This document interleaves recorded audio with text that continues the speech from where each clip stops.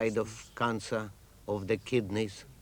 He suffered very badly in our presence. When a human being is suffering and you are next to him, totally unable to help him, this is the utmost in suffering.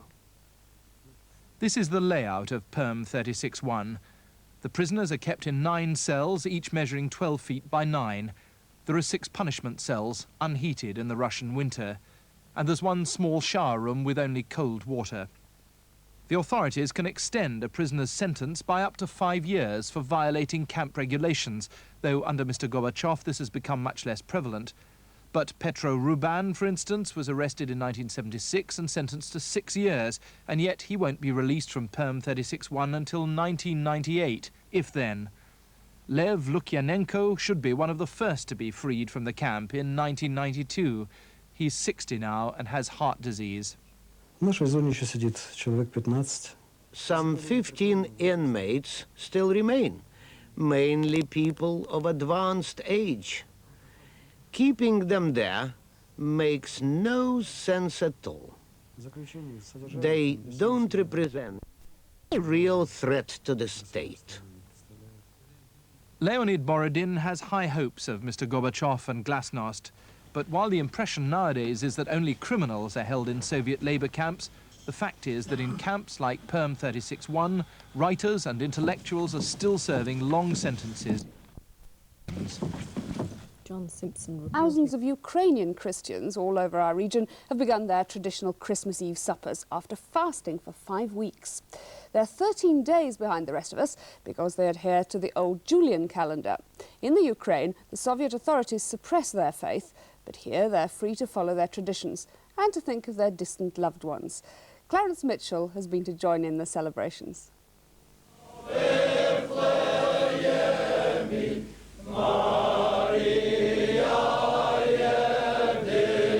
For most of us, Christmas is already nothing more than a pleasant memory. But for Yorkshire's large Ukrainian population, it's only just starting.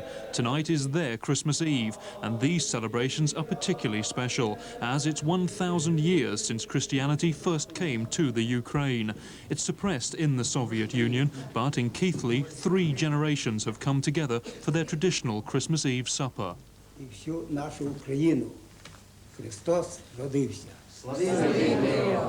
It's very important to our people as a whole because we are like ambassadors of Ukrainian nation on exile. But what will be happening now to your relatives back home in the Ukraine? Well, our relatives in Ukraine, they keep to our tradition just the same as we do, but they haven't got as much freedom as we have here in this country. They celebrate more secretly, with not official recognition of the religion in Soviet Union. One can take a risk if he would be officially saying, I'm celebrating Christmas. Христос родився. Well, the first and most important dish is a kutia, which is a mixture of ground poppy seeds, honey, nuts, and cooked wheat. And the head of the household raises the first spoonful with a traditional greeting, Christos rodivся, Christ is born. What does it symbolise? Well, we have 12 dishes, and each dish symbolises one apostle at the Last Supper. Now, you've also got hay spread on the table, Yes. and a wheat sheaf behind you. What's the Correct. significance of those? Yeah, the significance of the hay is symbolic in that it's symbolic in that Christ is born in a manger, and the sheaf of wheat is a symbol of a gathering of the clan. The Ukrainians' own weekly newspaper is full of the Christmas message. Now they hope the Soviet Union's new openness will help their relatives. Mr. Gorbachev is well known for his policies of glasnost and perestroika at the moment. Are they making any difference? Well, it sounds good on paper, but believe me, it's nothing at all, because we believe that until he actually does something concrete to free Ukraine from Soviet occupation, then it means nothing to us at all. We survived 1,000 years, and we hope that next generation will just will continue to carry on. Have you got any message for Mr. Gorbachev at this time of the year? Yes, as I would say to him, he started very nicely, and I hope what he preached, it will come to practice. The Catholic and Orthodox Ukrainians have been in Britain 40 years and are determined to use our freedoms to continue their traditions. By next Christmas, they could know if Mr. Gorbachev's avowed intentions will indeed have eased the restrictions on their relatives. Christmas. Now, they're square, they're sort of golden brown. Their noble legacy. Ladies and gentlemen, the people of Alberta. Mesdames et messieurs, la population de l'Alberta.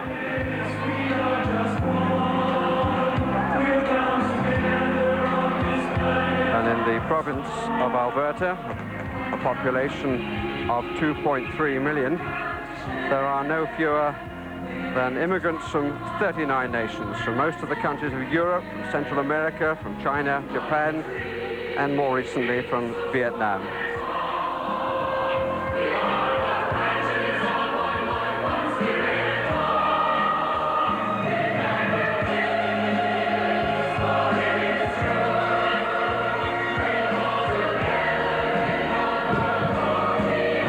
Province, which covers 226,000 square miles and was named after Queen Victoria's fourth daughter, Louise Caroline Alberta. In Alberta, the Ukrainian Shumka dancers, mesdames et messieurs, la troupe Shumka. Now a display by people who originated from the Ukrainian Shumka dancers.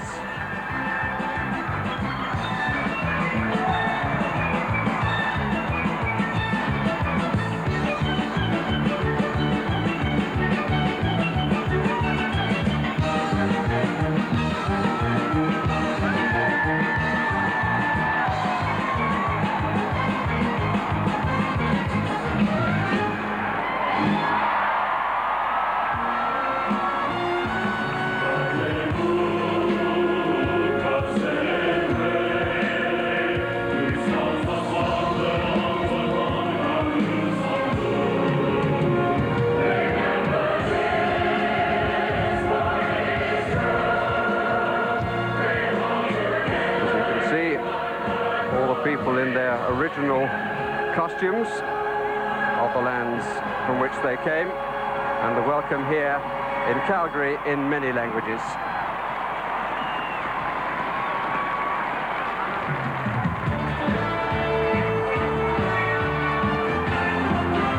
Alberta is spectacle, l'Alberta du spectacle. Alberta is legend, l'Alberta de la légende.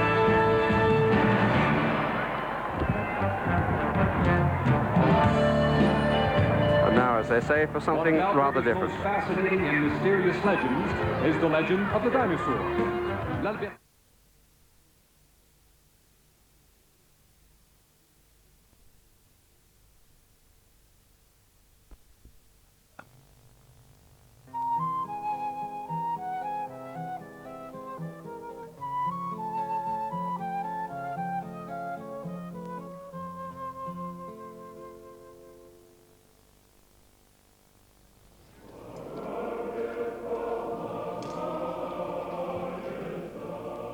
(1988) is the year of the millennium, 1,000 years of Christianity in Russia.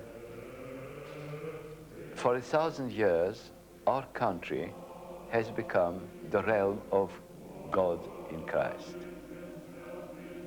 Through thick and thin, millions of people have remained faithful. Early martyrs have been succeeded by later martyrs.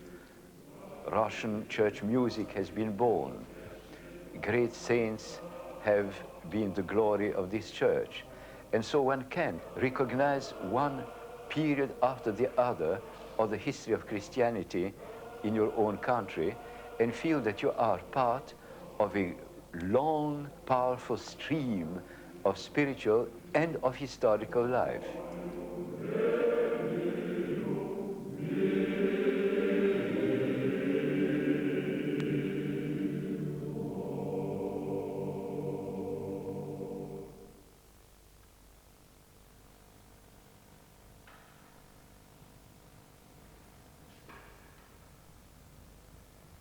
All anniversaries are moving, but 1,000 years is something very great. The millennium will touch every believer. It will also touch every unbeliever, because for all these centuries, the church has been an integral part of the cultural and historical life of Russia. The Russian Orthodox Church began formally 1,000 years ago, in 988. Prince Vladimir sent emissaries around to find out about other religions. They rejected the Muslims and Judaism, and when they went to Constantinople to find out what Christianity was, they were absolutely bowled over by the majesty and the beauty of the worship, the icons, and also the general spirit of adoration and familiarity, because the Russian God, if I may put it that way, is a God very close and familiar and simple. He is a savior and he is a joy. At the same time, he remains great and supremely beautiful. And when they came back, they said, when we were in Constantinople, what we thought we were in heaven. There is a Russian saying that where good luck doesn't help, ill luck does. And in that sense, the fact that for centuries, the Russian church and the Russian nation have been under oppression or in very cramped situations under the Mongolians, the Tatars, later under princes like Ivan the Terrible, later under a man like Peter the Great, and so forth, has taught people two things. On the one hand, that whatever the circumstances, God is in our midst. And we do not need any civic freedom to worship God within our souls.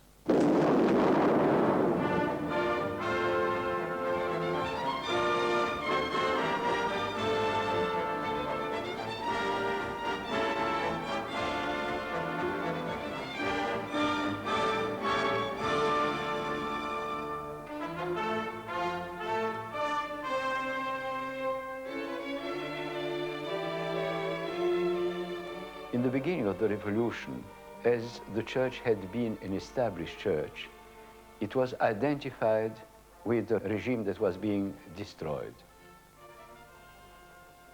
And so every manifestation of the church was considered as counter-revolutionary. And churches were, as it were, symbols of a world gone by, as it was thought then. The result is that very often churches were desecrated, destroyed, and the churches were then basically doomed.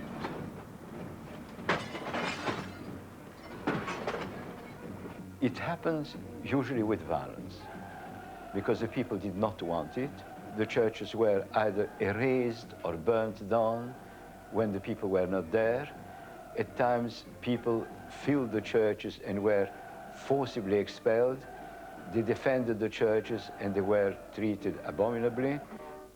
And so there was a very tragic period in the end of the 20s. About 1,000 churches had survived in Russia out of 80,000 places of worship before the revolution.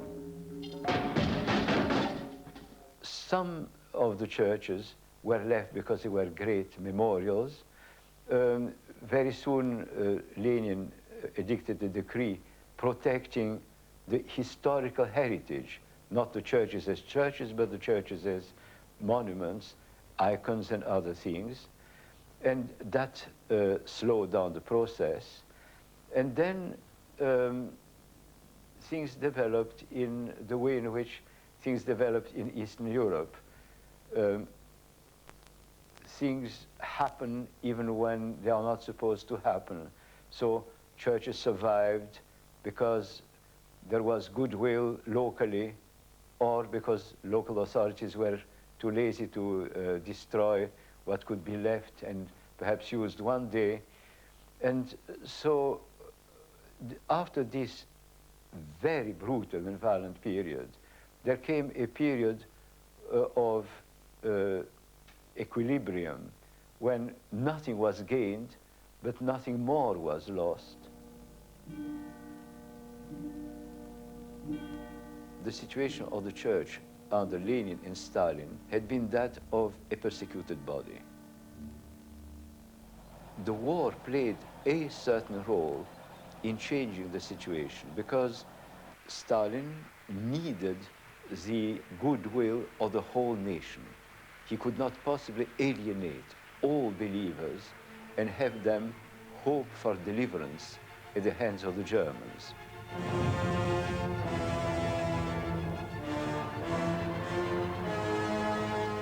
And so, at that moment, Stalin was open to new possibilities. You may know from the experience of history that Russians have a passionate love for their land, the sacred soil of Russia, for the integrity of the country.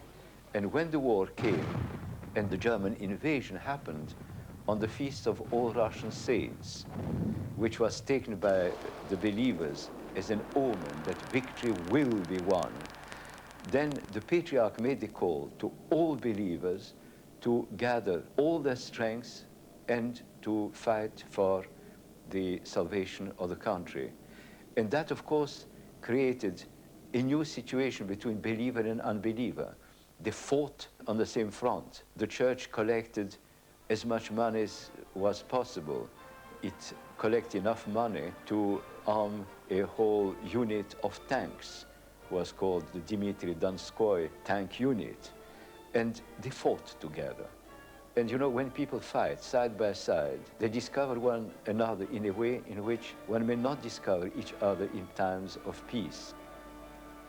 After the war, the situation of the church did not change radically, but the churches that had been opened in the course of the war were not closed.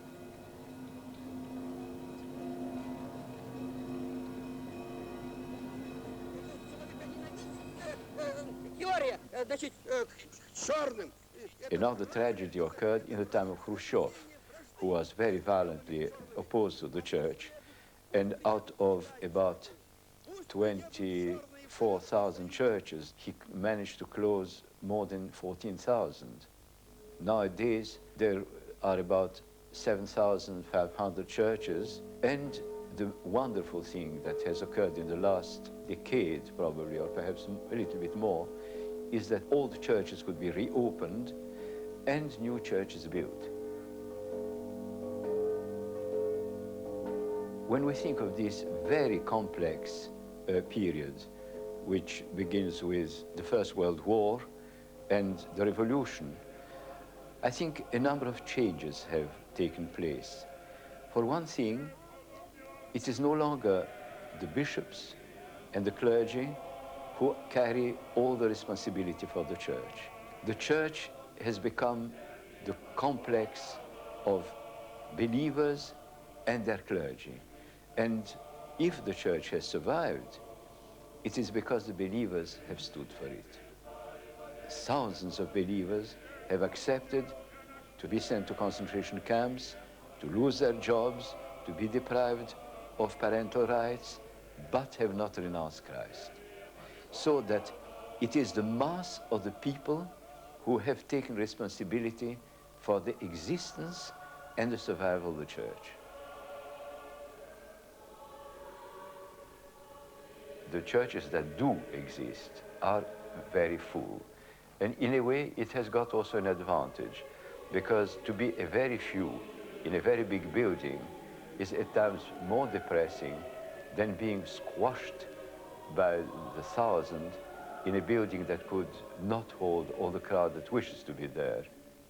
I preached to about 12,000 people in one of the services. And of course, it is squash. But it gives a sense that I'm not alone. You know, standing alone in a very difficult situation may be more difficult than feel I'm one of the many. There are about 7,500 to 8,000 churches in the whole of the Soviet Union, as far as the Orthodox are concerned. But they are very unevenly distributed. There are places where they have survived in greater numbers. There are places where they were allowed to survive in greater numbers. And also places where the concentration of believers were greater at a moment when churches could be opened or reopened or kept going, so that Moscow, Leningrad, Kiev, a certain number of other places are decently endowed, although they do not, of course, correspond to the number of believers. And then there are other regions where churches are few and very far apart. Another thing that has changed a great deal is the face of the church.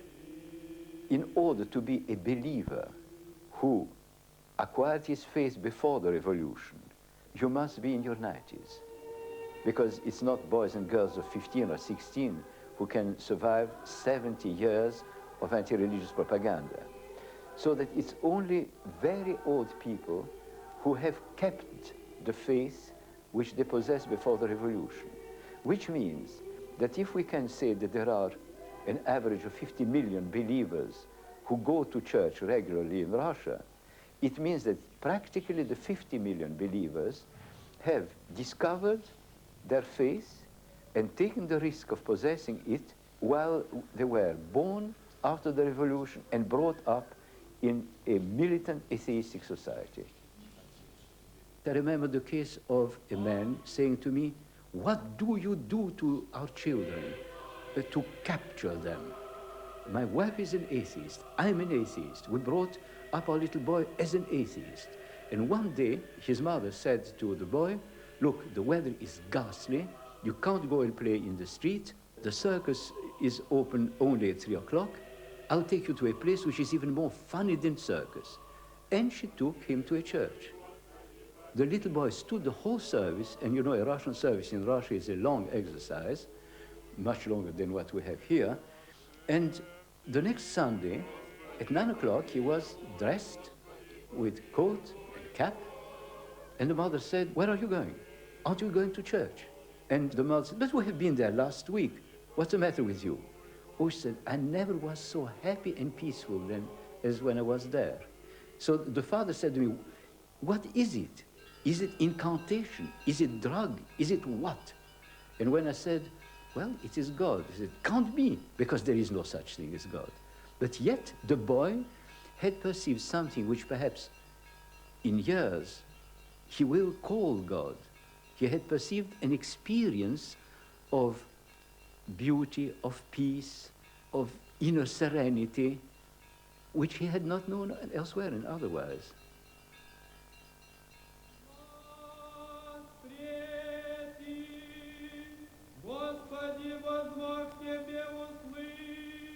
One of the things that strike people when they come to an Orthodox church in terms of beauty are the icons.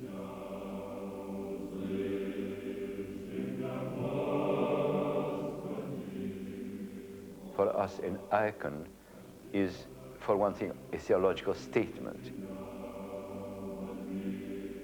It declares to us that God has become man. We bow before icons, we kiss them.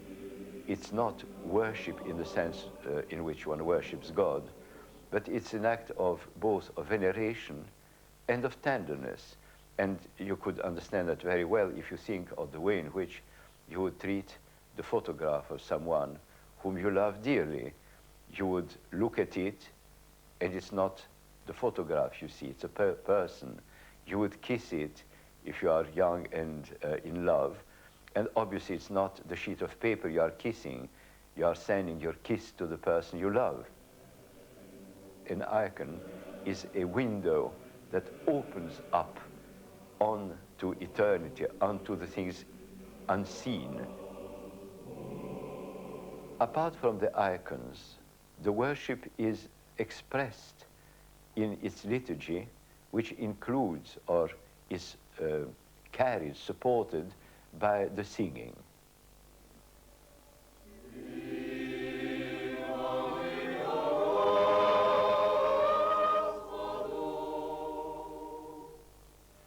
There are a variety of melodies in the Russian church, regional melodies, universal melodies, and it's always unaccompanied singing, because we feel that whenever you introduce instruments, you blur the words, and the melodies are there to bring out the meaning and the mood of the words, and not to be simply a musical accompaniment for prayer.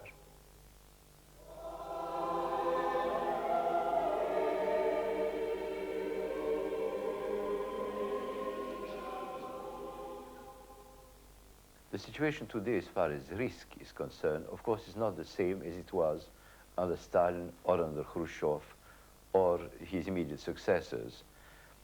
When I went to Russia in the month of May, '87, I heard a number of believers telling me that the atmosphere has changed, that one is accepted in a way in which one wasn't. Also, that one can breathe more freely and speak more freely. It is practically impossible to define what the relationship between state and church is. It's a very fluid one, because the old legislation has never been abrogated. So in principle, there can be a return to the sternest legislation.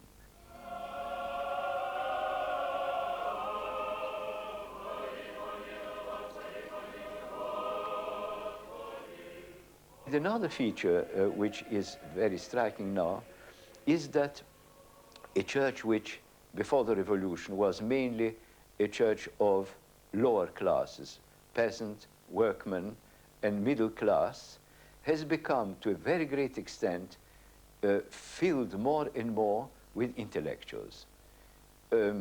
People who are possessed of a higher education, some people who have got a reasonably high position in science or universities. And a thing which is very interesting also is that in the last decade or so, graduates from universities have been allowed to enter theological schools for training. Before that, you could not be admitted. You would not obtain a right of residence, for instance. You would be prevented by outward measures. Nowadays, we have got a certain number of lecturers in the theological schools who were highly qualified scientists, mainly scientists, more than people concerned with the arts.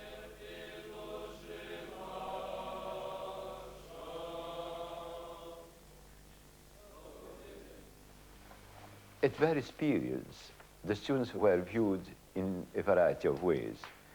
In the dark period, of course, to be a theological student was an offense. At best, they were viewed as very strange people who were preparing to become professional parasites of no use to society as far as the state was concerned. Nowadays, they are very often an object of interest. How is it? Why? Do you really believe in these things?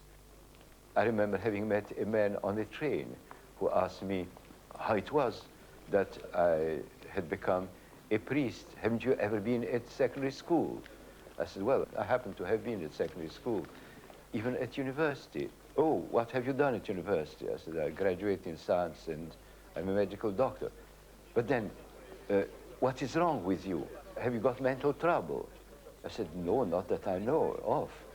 He said, well, have you committed some sort of criminal offense that made you lose your job? He never could understand how someone who is neither a mental case nor a criminal should have chosen to become a priest.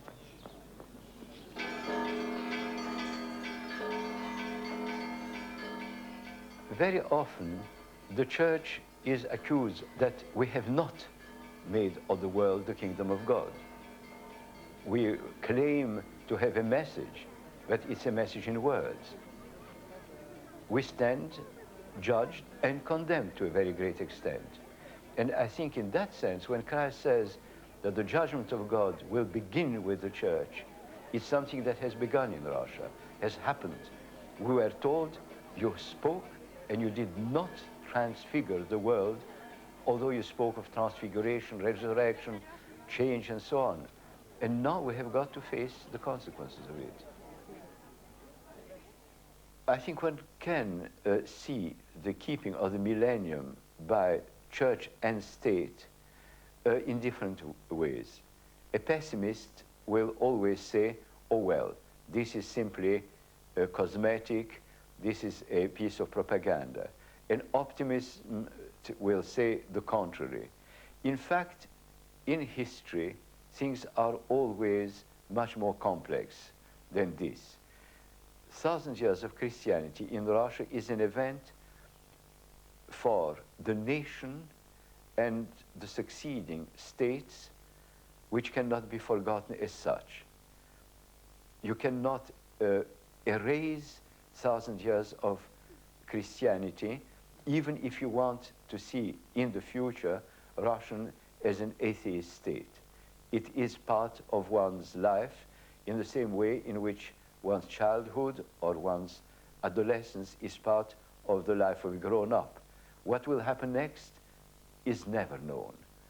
And also the fact that Christianity will be once more seen as part of 1,000 years of Russian destiny cannot be forgotten. I do believe that the Russian Church can celebrate wholeheartedly these 1,000 years because apart from all the human failings, which are numerous, both in the past as in the present, there is one thing which the Church can rejoice in. It has produced, in the past and in the present, millions of living souls and thousands of saints who are not only the glory of heaven, but who are the glory of the nation. And it can celebrate also, within the last 70 years, the faithfulness of millions of people who, against incredible odds of terror, of suffering, have remained faithful to their faith and are a demonstration that Christ is alive in Russia.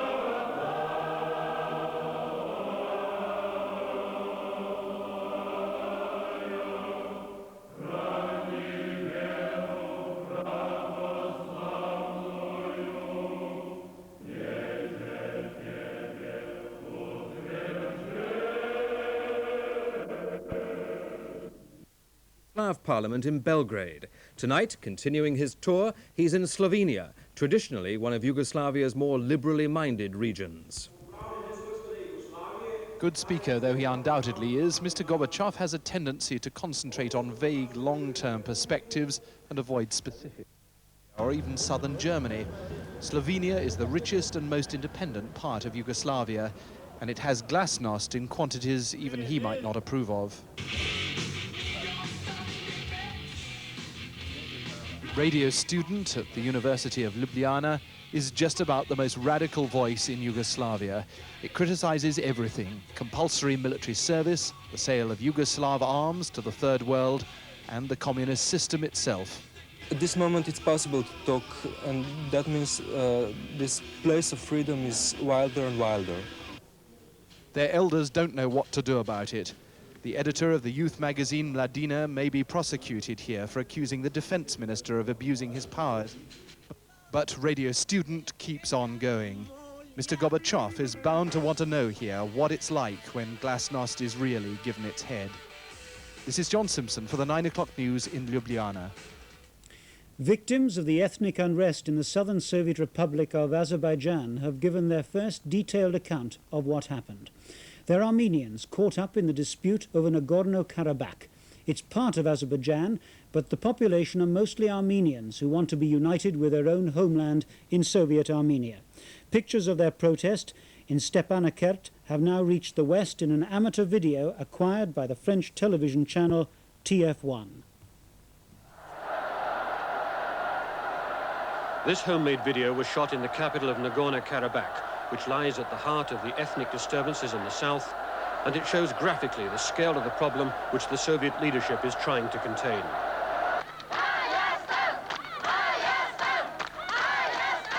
At the height of the disturbances at the end of February, the crowd shouted down a member of the ruling Politburo sent from Moscow, and they rejected the decision that the district must stay in Azerbaijan. The people here want to be joined with their fellow countrymen in Armenia. The crowds had been gathering for days to give voice to their old grievance of being governed by a different people. For years they'd grumbled about not enough Armenian-speaking teachers and doctors. There've even been demonstrations before, but the video shows the scale of it all, and that people are willing to speak freely to the camera.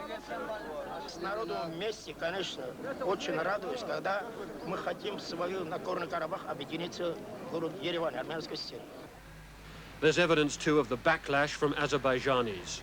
Buses which have passed through surrounding districts had their windows smashed.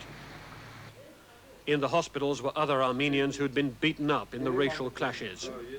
One elderly man of 74 says he was pulled from his car and attacked brutally.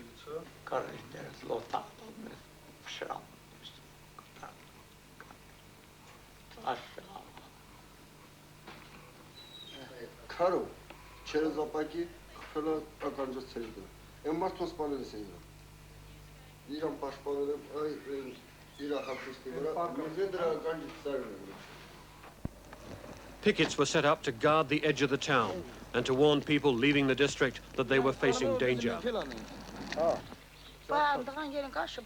Out in the countryside, others told of how their property had been attacked and damaged. The impression is of clashes which are more widespread than have been admitted to officially. It confirms the unofficial reports reaching Moscow. Throughout this, the crowds remained for days in the main square of Stepanakert. When the ambassadors from Moscow arrived, they were in no mood to listen to excuses or the attempts to blame the local Communist Party for failures. They shouted down speaker after speaker, even those who asked them to believe the Central Committee of the Communist Party. Their answer was a steady chant of, "We demand, we demand." Now we believe the demonstrations have stopped, but the passions remain. 3 judges have just found John Demjanjuk guilty of Nazi war crimes. The judgment took all day to deliver, but in the past few minutes the judges said they were without doubt that Demjanjuk is the Ivan known as Ivan the Terrible.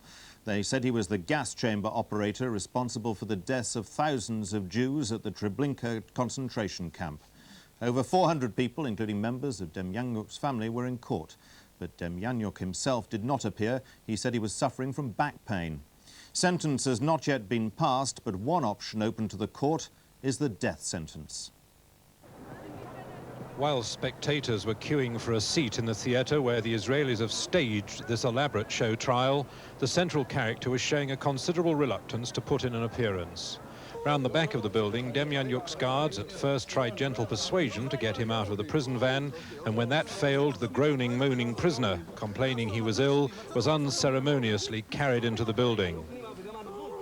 But not into court. As the 3 judges began reading their 400-page verdict, Demjanjuk chose to remain in his cell beneath the courtroom, watching on television. What is not in dispute is that hundreds of thousands of prisoners were killed in Treblinka extermination camp in Poland. At that camp worked one known as Ivan the Terrible, a guard who took perverted delight in torturing and tormenting those he was about to gas. Ivan the Terrible may have herded as many as 900,000 people to their deaths. And the shambling grandfatherly figure who's been on trial for the past 15 months is Ivan the Terrible, according to the prosecution, who have produced some of the pitifully few survivors of the horrors of Treblinka to face him and support their case. Demyanyuk, who went to the United States after the war and was a respectable pillar of the Ukrainian community until the Israelis sought his extradition, says it's all a mistake and he is not Ivan. As the trial drew to a close, Demyanyuk's family were there, still protesting his innocence, and some of the main witnesses against him, convinced after 40 years that their tormentor had been found. The verdict will not change their beliefs, but for the man who is absent, it could mean the difference between life and death. This is Keith Graves for the 6 o'clock news in Jerusalem. Others are continuing the hunt for those responsible for the Holocaust, even if Israel is losing the appetite for Nazi trials after the long ordeal of Demyanyuk. The French have imprisoned Klaus Barbie, the so-called Butcher of Lyon. The Nazis are old men now, but the search for them is intensifying, and governments are increasingly willing to get involved. Germany itself is now investigating 1,400 of its own citizens, named when the UN opened its war crimes files last year. There could still be a dozen alleged major war criminals at large. Among those whose whereabouts are known are Joseph Schwamberger, in jail in Argentina, fighting against extradition to Germany. He's said to have been the commandant of a concentration camp. Alois Brunner, a senior aide to Eichmann. He could now be in Syria. Leon de Grelle, the alleged leader of the Nazis in Belgium during the war, said to be now living on the Costa del Sol in Spain. In Britain, the government has recently advertised for information after an American Nazi hunting group named former Nazis now living in obscurity here. Home Secretary Douglas Hurd is considering changing the law so they could be brought to trial in Britain, following similar moves in Australia and Canada. Many of An Israeli court found John Demyanyuk guilty of Nazi war crimes today and said he was the former concentration camp guard Ivan the Terrible who operated the gas chambers at Treblinka. Demyanyuk claims he is the victim of mistaken identity. He will be sentenced next Monday and could face the death penalty. After a year on trial for his life, John Demyanyuk was unwilling to come into court today. Crying and clearly in pain of some sort, he refused to leave the police van, having to be coaxed and then unceremoniously carted to a cell beneath the court. It took the judges 11 hours to read their verdict. They decided a Nazi ID card saying Ivan Demyanyuk was trained by the SS and posted to the Sobibor extermination camp belonged to the man before them. They also decided Demyanyuk, a 68-year-old Ukrainian car worker who emigrated to America in the 50s, was indeed Ivan the Terrible, the Treblinka prison guard, who carried out countless acts of torture and brutality against the million Jews who died in the camp's gas chambers. They also backed the testimony of the few Holocaust survivors who were convinced Demyanyuk was the right man and were clearly transfixed by him. The accused Ivan John Demyanyuk, standing trial before us, is Ivan, who was called Ivan Grozny. Silence, quiet. Ivan Grozny, who operated the gas chambers at Treblinka. Demyanyuk's defense claims throughout the ID card was a Russian fake, put out to smear Soviet exiles. The verdict has just been the climax of exactly the way the trial's been handled. It's nothing short of a Soviet show trial here in the state of Israel. The difference is the Soviet Union doesn't claim to be a democratic society. Tonight, Demyanyuk was led from the court protesting.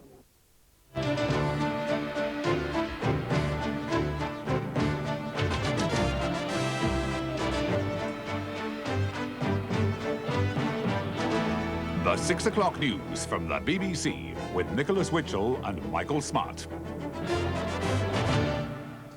Good evening. The headlines at 6 o'clock. A sentence of death has been passed on John Demyanyuk, the Nazi known as Ivan the Terrible, who killed tens of thousands of Jews at Treblinka. Demyanyuk said the court in Israel had made a mistake. I'm innocent, he said, and God is my witness. But his plea failed, and the death sentence was cheered in court. P&O are preparing to dismiss their striking seamen and to bring their ferry fleet back to Dover. Britain is to spend £7 billion on a new fighter plane for the 90s. Also tonight, is there a colour bar in the army? MPs say more checks are needed to make sure there isn't. And royal remembrance of the Anzacs who died at Gallipoli.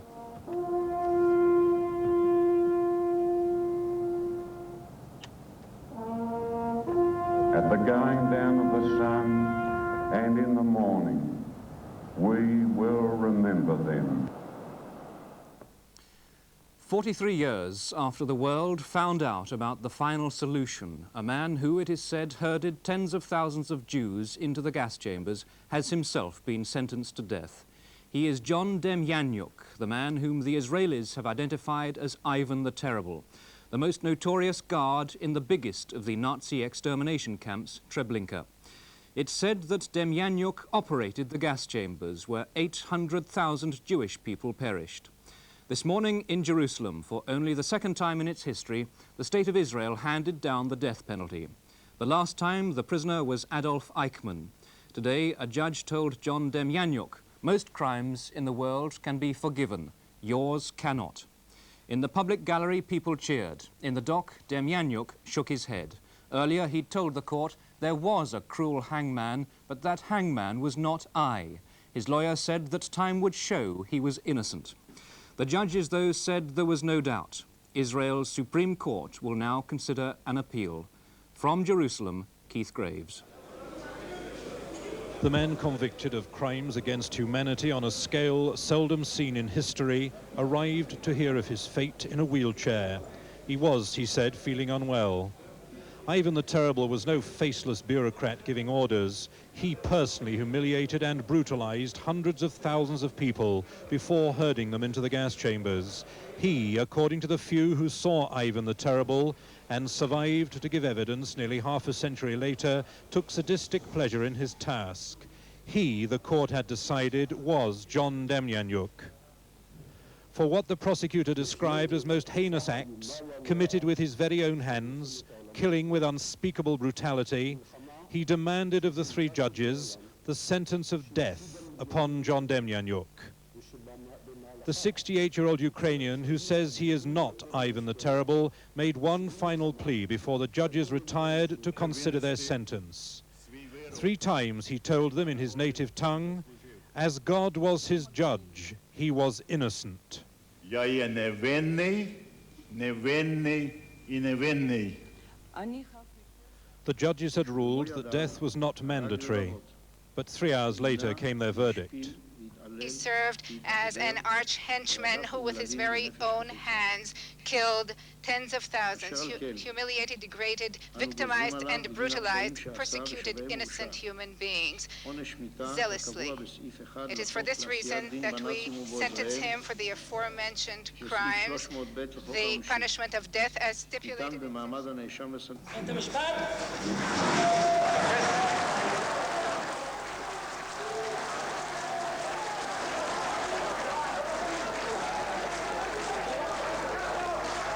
The proceedings were broadcast on the country's educational television channel. Thousands of school children were brought to court as part of their education. For a few, a very few, who survived, it was a moment of justice.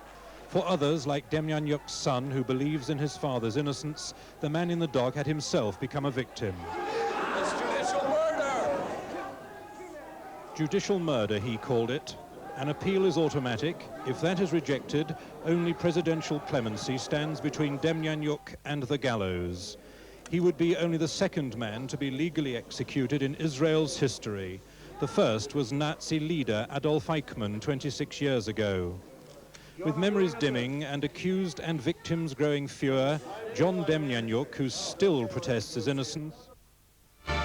Good evening. The convicted Nazi death camp guard John Demjanjuk has been sentenced to death by hanging.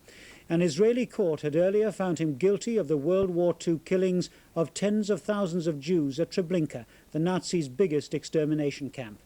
Spectators in the courtroom interrupted the judge with cheering, applause, and a chant of death, death, death. Judge Zvi Tal said that the events of more than 40 years ago should be looked at as timeless. There can be no forgiveness, he went on. The blood of the victims still cries out to us. And at the Treblinka camp at war's end, those victims numbered about 900,000. Survivors talked of a man who, for 11 months, enthusiastically operated the gas chambers, whipping the prisoners as he drove them to their fate. A man who, after being captured by the Germans in 1942, had, as his ID card showed, swapped sides to work in their death camps. The man convicted of crimes against humanity on a scale seldom seen in history arrived to hear of his fate in a wheelchair. He was, he said, feeling unwell. Ivan the Terrible was no faceless bureaucrat giving orders. He personally humiliated and brutalized hundreds of thousands of people before herding them into the gas chambers. He, according to the few who saw Ivan the Terrible and survived to give evidence nearly half a century later, took sadistic pleasure in his task. He, the court had decided, was John Demjanjuk. For what the prosecutor described as most heinous acts, committed with his very own hands, killing with unspeakable brutality, he demanded of the three judges the sentence of death upon John Demjanjuk. The 68-year-old Ukrainian, who says he is not Ivan the Terrible, made one final plea before the judges retired to consider their sentence. 3 times he told them in his native tongue, as God was his judge, he was innocent. Я є невинний, невинний і невинний. The judges had ruled that death was not mandatory, but 3 hours later came their verdict. He served as an arch henchman who, with his very own hands, killed tens of thousands, humiliated, degraded, victimized, and brutalized, persecuted innocent human beings zealously. It is for this reason that we sentence him for the aforementioned crimes, the punishment of death as stipulated.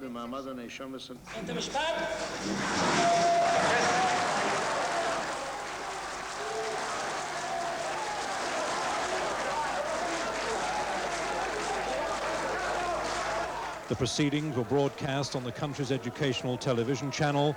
Thousands of school children were brought to court as part of their education. For a few, a very few, who survived, it was a moment of justice. For others, like Demjanjuk's son, who believes in his father's innocence, the man in the dock had himself become a victim. It's judicial murder! Judicial murder, he called it. An appeal is automatic. If that is rejected, only presidential clemency stands between Demjanjuk and the gallows. He would be only the second man to be legally executed in Israel's history. The first was Nazi leader Adolf Eichmann 26 years ago. With memories dimming and accused and victims growing fewer, John Demjanjuk, who still protests his innocence, will be the last war criminal to stand trial here. So when Begin and the Europeans of the right wing made their bid for power, they did... Called Ivan the Terrible at the Treblinka concentration camp in which 870,000 Jews were killed in the last war. The lawyers for Demjanjuk, who's 68, said he would appeal.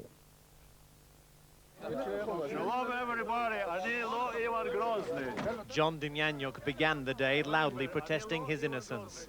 He was convicted last week of being the sadistic Nazi death camp guard, Ivan the Terrible, and was brought for sentencing today in a wheelchair, suffering back pain but showing little sign of stress. All rise. The auditorium was filled with Israelis, including Holocaust victims, some of whom became distressed. The prosecution said that 68-year-old Demjanjuk had sadistically tortured and killed thousands of Jews with unspeakable brutality. They are accusations he still vigorously denies. Pleading the court had convicted the wrong man, Demjanjuk said God was his witness and that the judges had made a very grave mistake.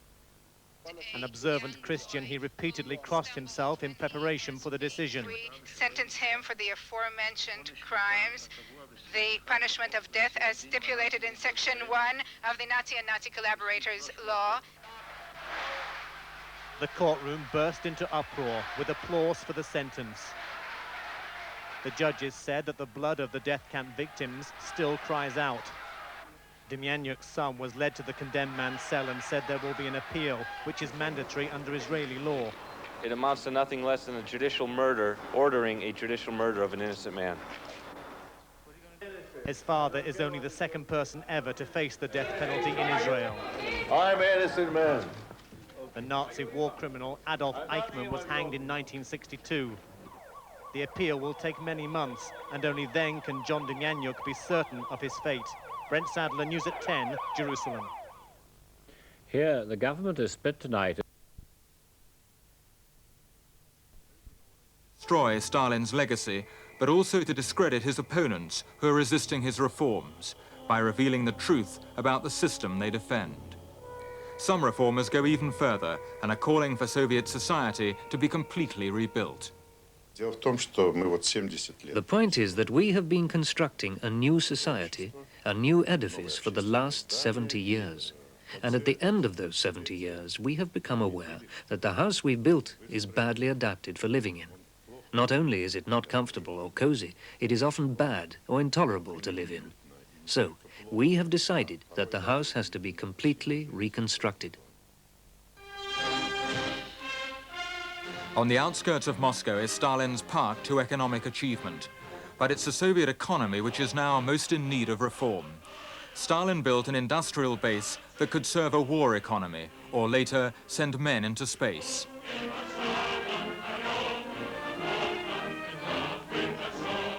While the Soviet Union excelled with such prestigious projects, it failed to develop an efficient economy. Giant bureaucracies administered a national plan, but they couldn't ensure growth or end chronic shortages. Stalin idealized peasant workers bringing in the sheaves, but agriculture has never recovered from the trauma of his collectivization. What Mr. Gorbachev is trying to do is to revitalize the economy. He's not wanting to restore capitalism, but to make the Soviet system work.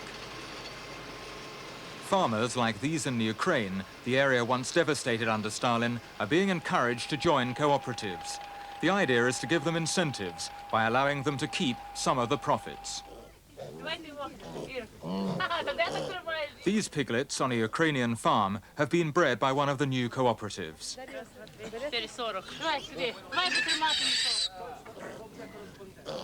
In the past, the farmers could only breed 3,000 piglets in accordance with the quota set by the collective. Now, if they produce more, they can sell them privately in the market and keep the profit. Yulia Kozukzivskaya says that last year they sold 1,100 pigs privately, thereby increasing her income by nearly £400. It's a limited form of private enterprise which had been outlawed during Stalin's time, but is proving popular today. We like the system because we get greater profits now. On this farm, we receive more money, and each family is provided with piglets. What will you do with the extra money that you earn? I've bought a car, I built a house, I gave my daughter in marriage. We now have a granddaughter, and my son is preparing to go to an institute.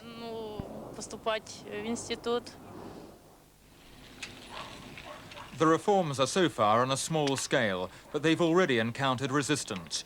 Mr. Gorbachev had to threaten to remove officials who were standing in the way of family cooperatives.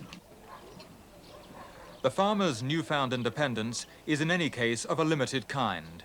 They are still dependent on the collectives for their supplies, and they still have to meet targets set by a ministry in Moscow.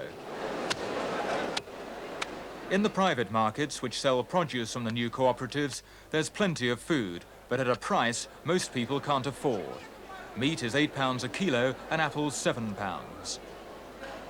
These cooperatives are a return to what Lenin tried in the 1920s.